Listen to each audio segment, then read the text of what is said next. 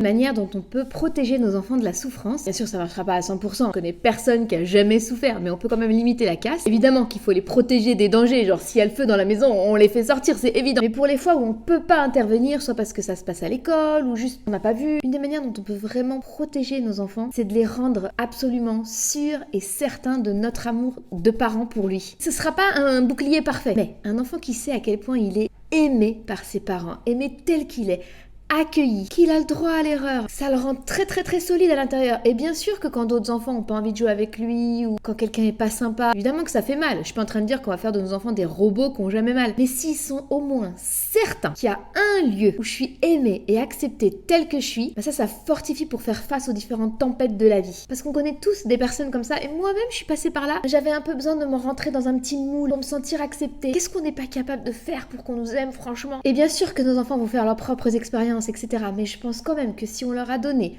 un socle béton de ta valeur, que ta vie elle est tellement précieuse, ça va pas rendre sa vie parfaite, mais ça va le rendre, lui, plus solide pour affronter les tempêtes. Après, à chacun de trouver comment on fait pour que notre enfant soit assuré de notre amour pour lui. Qu'il sache son importance. Il a pas besoin d'aller chercher de la valeur ailleurs. Je leur mets des limites saines, parce qu'il faut quand même les éduquer. Et mon focus, c'est qu'ils sachent à quel point ils sont tous formidables. Normalement, si on a grandi dans un foyer où on nous dit à quel point on est extraordinaire, ça nous donne des ailes pour un bon moment.